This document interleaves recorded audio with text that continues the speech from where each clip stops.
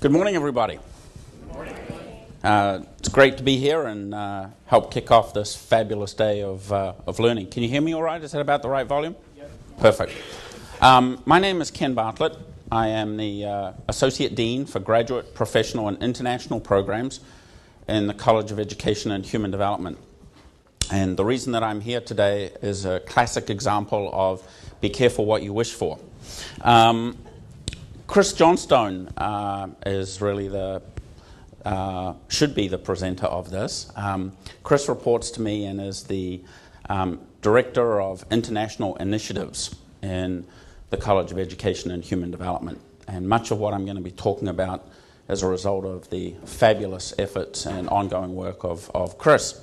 And I suggested to him when the call for papers came out that he write it up to tell the story that we're very proud of in the college as we continue our efforts in this direction. Chris followed through and was then accepted for a very prestigious fellowship to visit higher ed institutions in India, which is where he is today. And so I'm the backup, and hope I can do justice to what Chris has put together, which is a really an ongoing but an update of so many of the activities occurring within the College of Education and Human Development. So let me tell you briefly where we'll be heading with this presentation. I want to talk a little bit about why Internationalize and how and why the College of Education and Human Development here on Twin Cities campus decided that before we engage and invest resources in this, we should answer this question. Talk a little bit about our strategic vision, and then really as we transfer from talking to doing, highlight one specific example that occurred and will be a repeating event, which was this fall faculty retreat that we held, which helped identify the objectives and very, very important today's higher ed climate, the measurable outcomes of the objectives, and then talk a little about the next steps. It is certainly not my intention this morning to use all of the clock that we have available, so my intention is to move through this. If I'm going too quickly and you'd like some more details, just raise your hand, stop me. I'm happy to provide more details, but I'd really like to make sure that we have ample and adequate time at the end for engaging in dialogue. So that's where we're heading.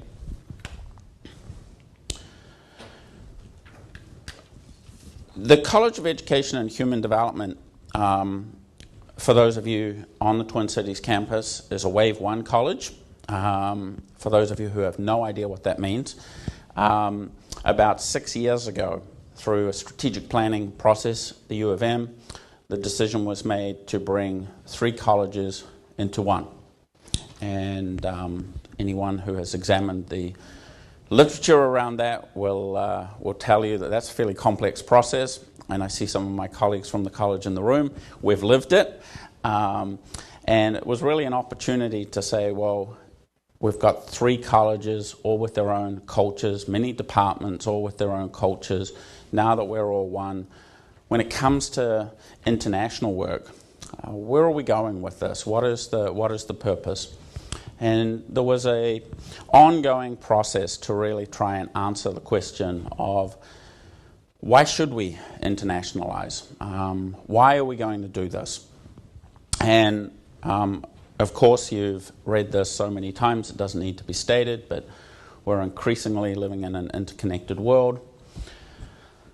Very important for our college is that many of the problems that our faculty, staff, and students are interested in, are studying, we're producing research, we're teaching about, these education and human development problems are global problems. You can't just say that you're interested in elementary education and that is no longer, that's just a domestic issue. I spent a couple of days earlier this week in elementary ed classrooms around the Twin Cities, and the least international elementary school I went to had 46 nationalities of children, and about 60% spoke a language other than English at home.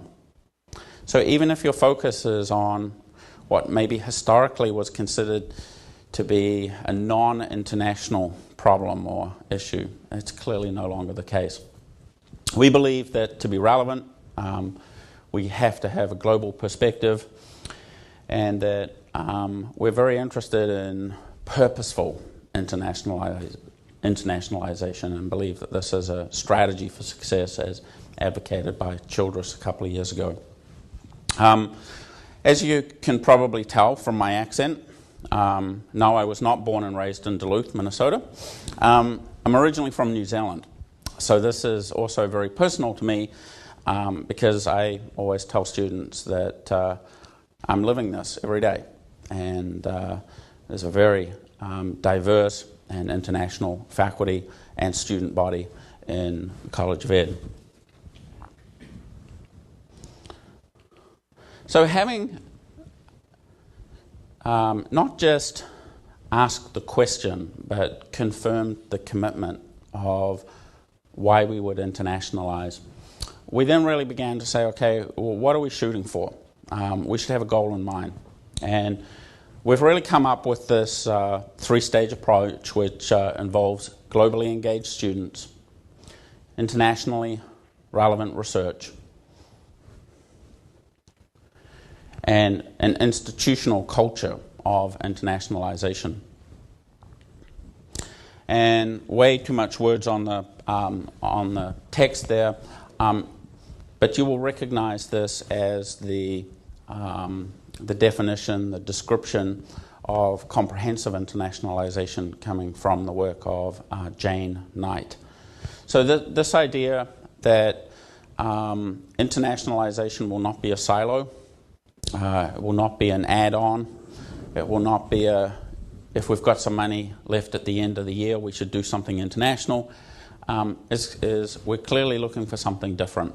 And we're looking for it to be weaved within all of our activities throughout the college. And so we believe it's not only a commitment, but it needs to be confirmed in action. And we should really see aspects of internationalization in everything we do, the traditional research, teaching, and service breakdown of what we do in higher ed. We also believe that what we do in internationalization should spill over and touch the values, the culture of other parts of the organization.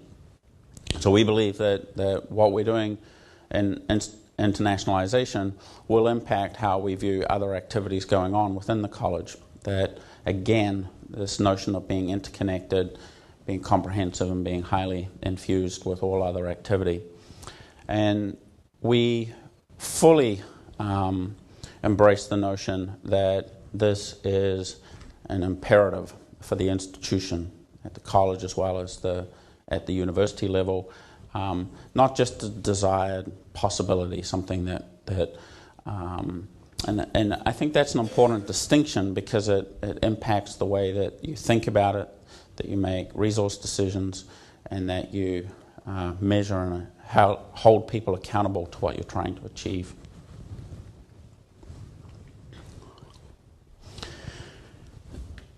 A little about the culture. I mentioned the fact that the college is a Wave 1 culture, perhaps not too different from other collegiate units and large universities, definitely faculty-led.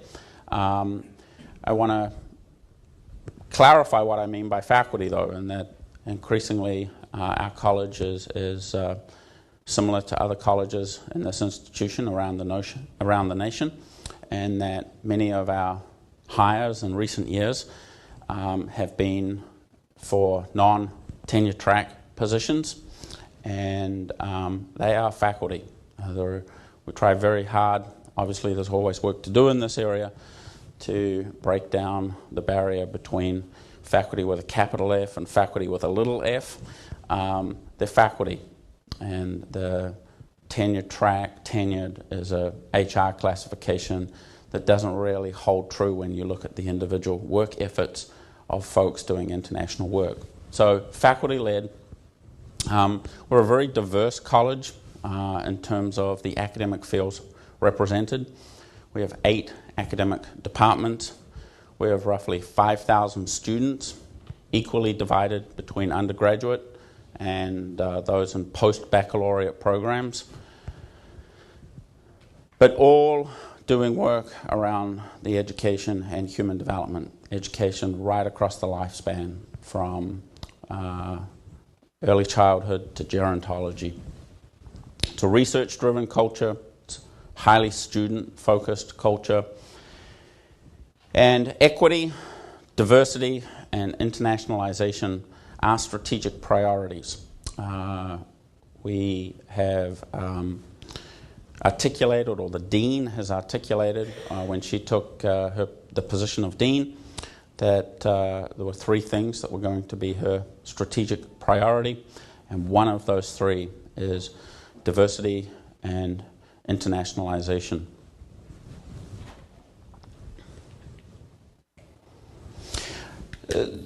This is kind of an interesting little aside. When the Dean's office and the faculty, we really began to sort of say, well, what are we doing in internationalization?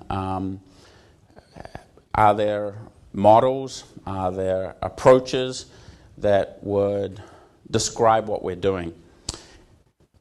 I recognize this is sort of not what we teach our students to do, right? We tell them to find the theory first and then go get the data to test the theory. Well, we had the data. It's what we're doing every day and where we want to go. What's the theory? What sort of describes this? And we really struggled because this highly infused, there's many different activities coming around a central kind of a vision. We couldn't really find other examples. Well, just recently we have found another example. We'll have to lower our standards just a little to consider them a peer institution. But Princeton University have something very, very similar, and we took this quote off their website because I think it provides the evidence that we were looking for of an institution doing something similar. So Princeton have said that their framework should enable and support faculty-driven activity. In the international domain as elsewhere, Princeton must permit research and teaching priorities to shape the ventures it launches, when stakeholders are also the initiators and custodians of their effort. Let me give you an example of how this played out. When I took my position almost 2 years ago, I did a series of interviews with faculty to try and understand where we were at in terms of our international activity. And I would call up and speak to faculty and ask if I could make an appointment to talk to them about their international research. And many of them said, I think you've got the wrong faculty member. I don't really do that. Well, I've kind of done some digging, and any possibility we could meet next week for a conversation? Next week's not good. I'm doing research in Uganda. They didn't see what they did as international research. They see as what they do as their work. And this is important, I think, because there's so much activity going on that if you asked faculty, would you identify yourself as an international researcher or some, they say, no, I'm a scholar who does work in this area. The best place for me to solve the problem I'm interested in is to do this work on in this particular setting.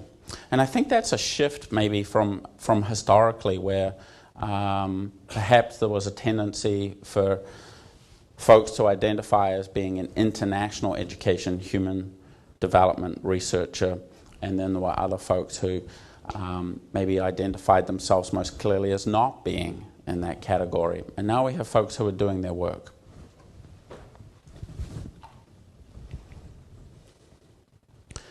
So I want to talk briefly about this kind of transition event that happened where we had done a lot of work in the Dean's office. Chris and I had done a lot of work around where is this going, how will this play out. And we organized a fall faculty retreat. Most of you know what the first few weeks of a fall semester are like. All right? There's one retreat after another, and most of them would fit into the category of being mandatory or voluntary, but you impact your career success if you don't show up. You know those kind of events? So when we threw this on, the schedule for the beginning of fall, we recognized this was a big ask. We asked for a whole day, and we had 46 faculty and staff attend for the whole day. And the purpose was to really develop the strategic goals for internationalization that would drive the priorities and the investment from the Dean's office, but we would not be the ones establishing and setting those priorities.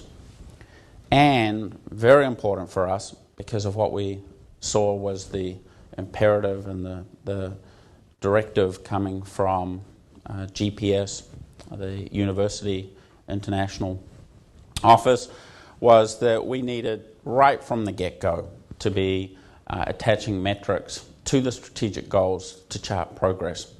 We did not want to be in that situation that we often find ourselves in, of doing work for a couple of years and then thinking, oh, I wonder what a good way to measure this would be.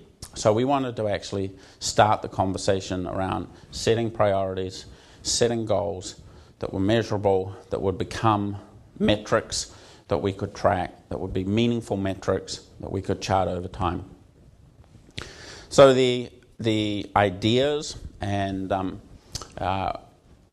I will be honest and say that it was an avalanche of ideas, has taken considerable effort to go through this just wealth of really rich data to find the ideas that were generated, and they're being circulated back to faculty, back to department chairs, back to units, to get feedback to shape where we're going. Probably none of you can read this. I'm happy to, I think you all actually will get a copy of the PowerPoint, but happy to share any of the resources that we used in this workshop, and my final slide has contact information so you can get a hold of me. But we really started the workshop with three clear goals in mind, which was to identify what do we do to continue growing our global aspirations and international activity areas throughout the college, not just in pockets, but throughout the whole college. What are the metrics and other indicators of quality which we might use to evaluate? We did not want to be establishing the kind of metrics that are just how many students spent how many days abroad. That is an important metric, of course, but that doesn't really speak to the quality of the experience. So the framework was on selecting metrics and outcome measures that would be more indicative of the quality of experience, the quality of research, the quality of learning, rather than just a quantity. And lastly, what kind of resources would be needed to do this, recognizing that there are not sacks of money in the Dean's office to immediately support these initiatives, but by identifying what those resources would be needed, we can then begin to include that in our strategic planning. And this has been very useful because, for example, we have a capital campaign that we'll be launching at the university shortly. And as we frame the discussion around what priorities might we put out there so that potential donors could align to their desire to give. Because of this activity, we've been able to align the future resource needs to our ask as we head into a capital campaign. So this is an ongoing process that I think is very useful in identifying the resources that you will need as you move forward. So the next few slides are specifically related to the results of this fall retreat in terms of the goals that were identified, and then with the metrics. First one is to leverage perspectives and research contributions of international students and scholars to internationalize the college. I think this is really important, that we already have such a reservoir of international talent and expertise. We are an international university. It never ceases to amaze me when I walk into a class and it's like the United Nations, and you start speaking to students and you say, how in the world did you get from where you are to here? And we, I think, oftentimes forget the potential power of this institution to attract world-class scholars and future scholars who come to study at this great institution. And they each bring phenomenal potential as well as expertise that can really play a big role. And we've really identified this leveraging of what we already have here. We feel that historically perhaps that has been untapped. And this is many things. It's not just the perspectives and the knowledge. It's also the networks that people bring. Many of you, I'm sure, could share the same kind of anecdotes that I could, where you think you know someone really well who's an international student who has brought a wonderful perspective to a class or to collaboration on research, and after 4 years they let drop that yes, their father or mother is the Minister of Education back at their home country, and you never knew that. And that could be a wonderful opportunity to really broaden the perspective and the benefit of the kind of international work that we're doing in this college. Our second identified goal was to increase the cultural competence and global mindedness of CEHD students. If that one sounds a little loaded academic language, you're right. We spent a long time on this in terms of specifically what are we looking for if we offer international programs for students. What do we want them to take away? If we bring perspectives into the classroom, if we bring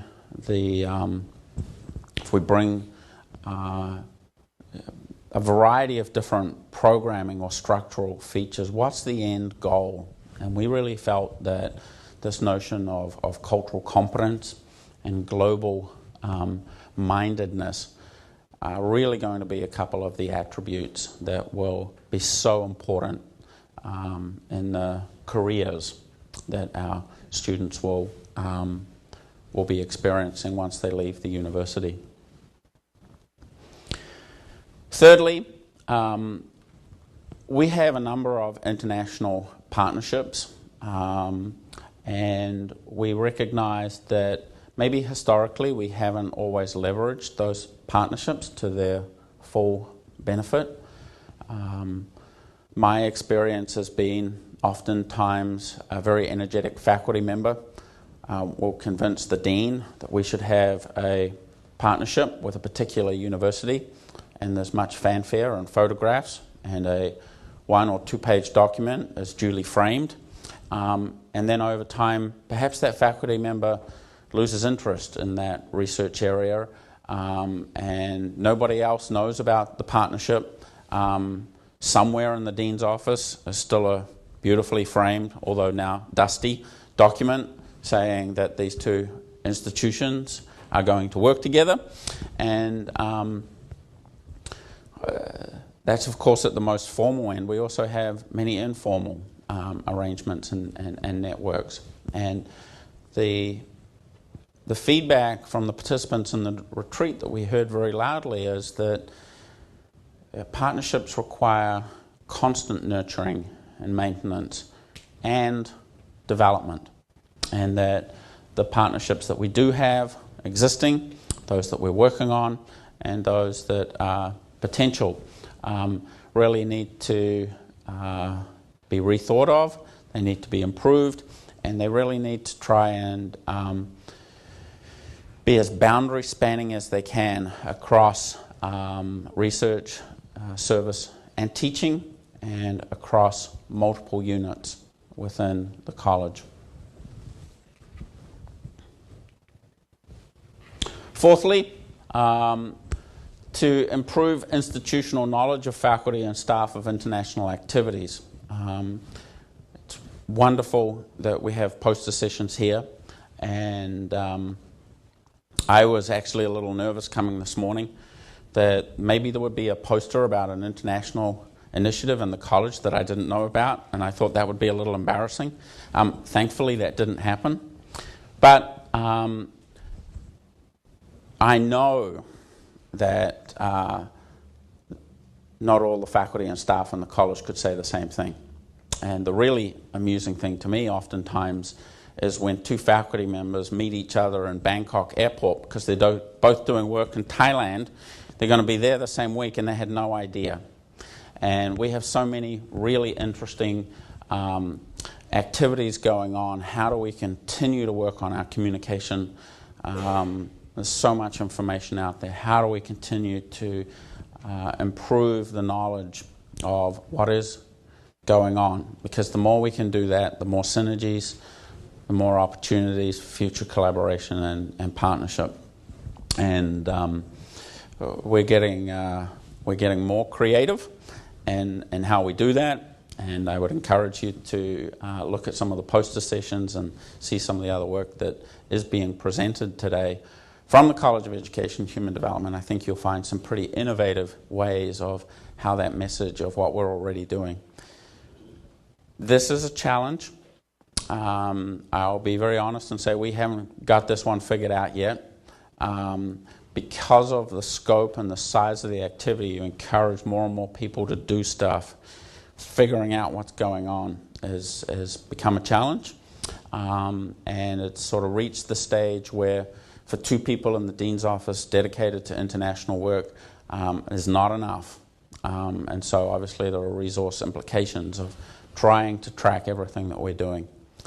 This is much more than just the answer to the problem being a database. That's useful if you want to count stuff, but this is sort of, this is communication, this is networks, this is relationships.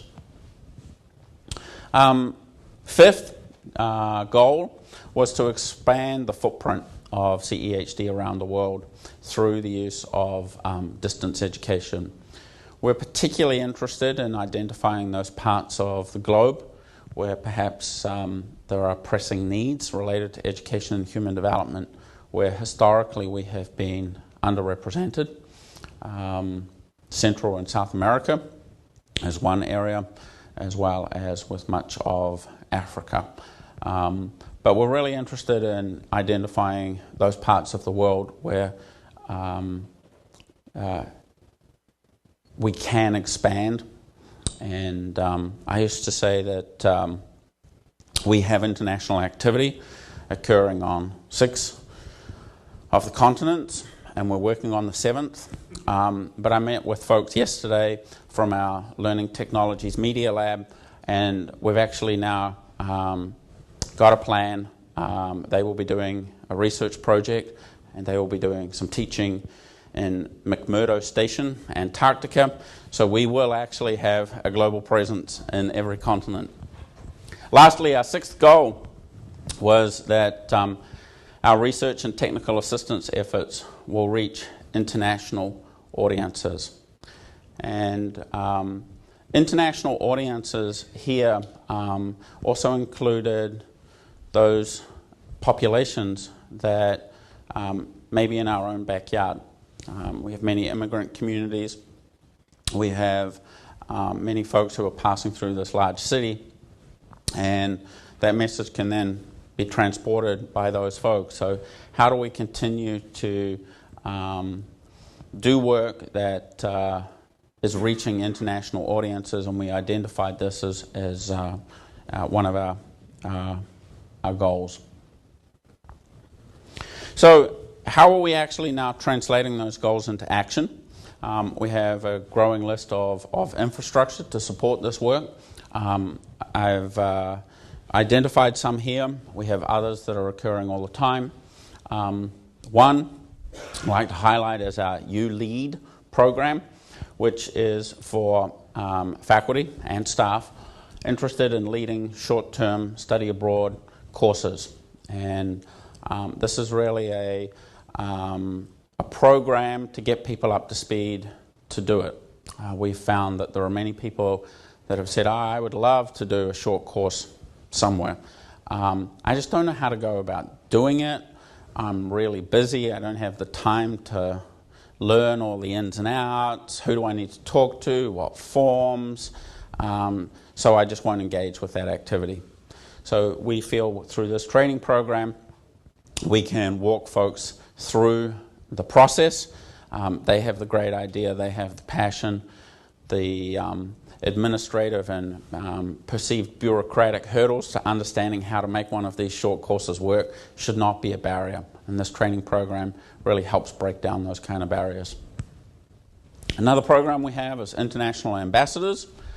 This is a program where we link the alumni of the College of Education and Human Development with incoming international students. This is in collaboration with the Minnesota International Center. I think back to my experiences as a international student arriving at a large Midwestern university, not this one. And essentially I stepped off a Greyhound bus in the middle of the night with my 2 bags. I had the advantage of having spent about a year in the States prior to grad school. I spoke the language somewhat with an accent. It was still absolutely overwhelming. And we feel that this is a wonderful way to link the alumni of the college with our incoming graduate students. Our alumni are fired up about this kind of a project. And I know as a former international student, this would have just been wonderful to have somebody meet and share their knowledge and their enthusiasm for the institution. You can imagine that this program is very different if it's being done by alumni or university staff members. And so the alumni, I think, is an important component of this.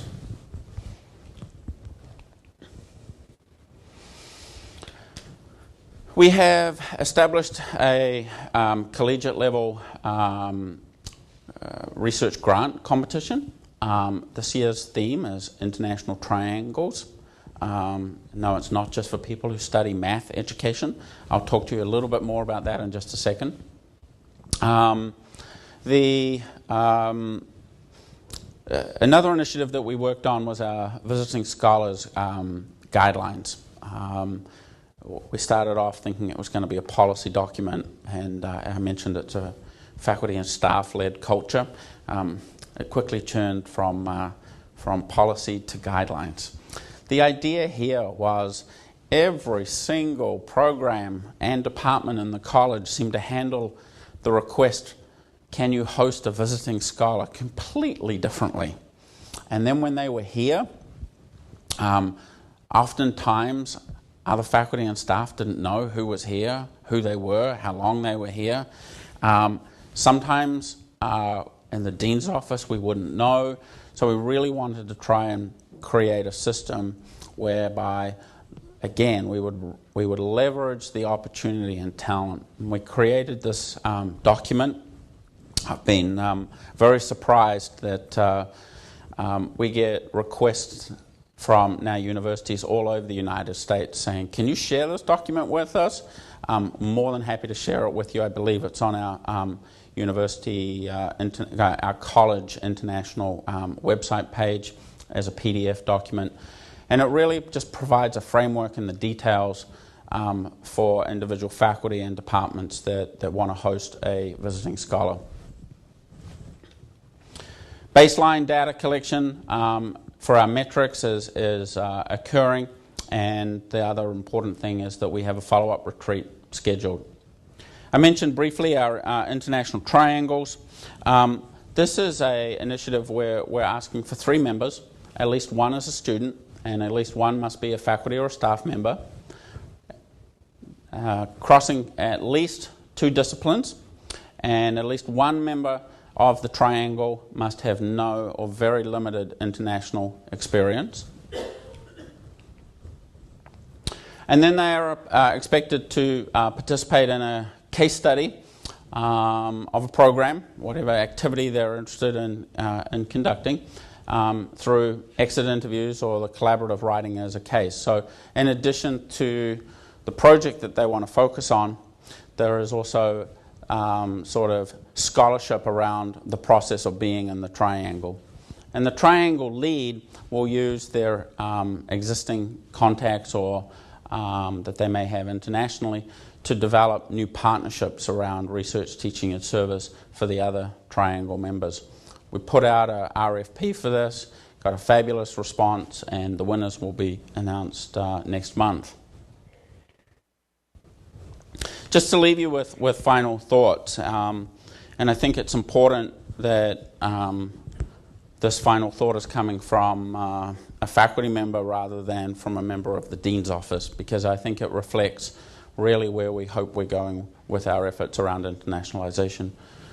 Professor Dario Mental, originally from Chile, who does a lot of work around social structures, and particularly looking at how social structures impact social work in rural communities. And here's this wonderful quote: "I like international research because by understanding the world of others, we learn more about our own. In my humble opinion, international research opens new paths of knowledge and reminds us that we must be participants in creating new roads for all." Please contact either Chris or myself, and follow us on Twitter. Thank you for your attention. Thank you.